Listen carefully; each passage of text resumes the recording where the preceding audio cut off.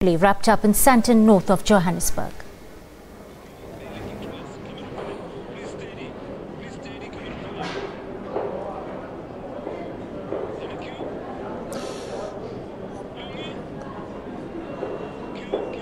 All right, well, it is beginning to clear up here at the Sandton Convention Center as we officially reach the end of what has been a 3-day summit here, the 10th BRICS summit. Of course, the leaders have now departed.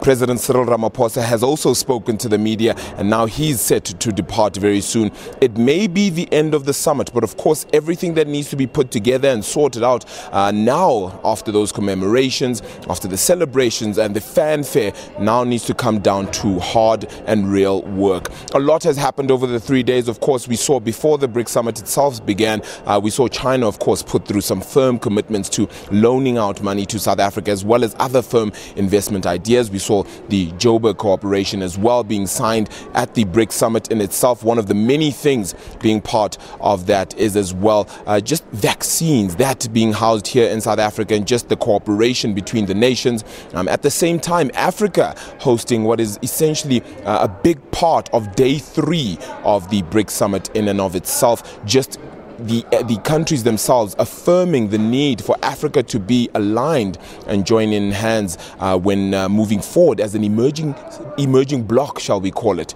to ensure that the message is set out clear. A lot really happening. Even President Cyril Ramaphosa addressing the media and saying as well that notions of the nuclear deal even came up, of course, with Russian President Vladimir Putin coming through as well. And he firmly said that our country cannot afford it at this present moment. So perhaps when our economy begins to grow a little more, it will come to a stage where we will then be able to put forward the idea. But he is looking for a mixed energy basket for the nation as well. So that will continue to be a question as well. Erdogan, the president of Turkey, having been in collaboration and talks with Cyril Ramaphosa as well, saying perhaps we can be in cooperation in many other instances, particularly in manufacturing, which occupies around 12 to 13% of South Africa's GDP. So all those coming through this summit as well.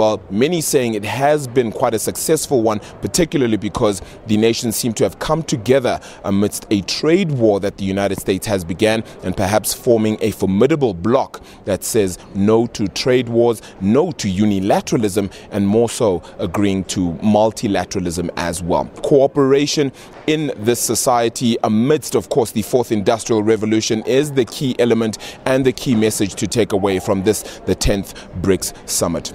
It is goodbye from us at the Sandton Convention Center, but the BRICS news does not end here. The story in itself continues by the way of implementation. But from me, it's goodbye for now.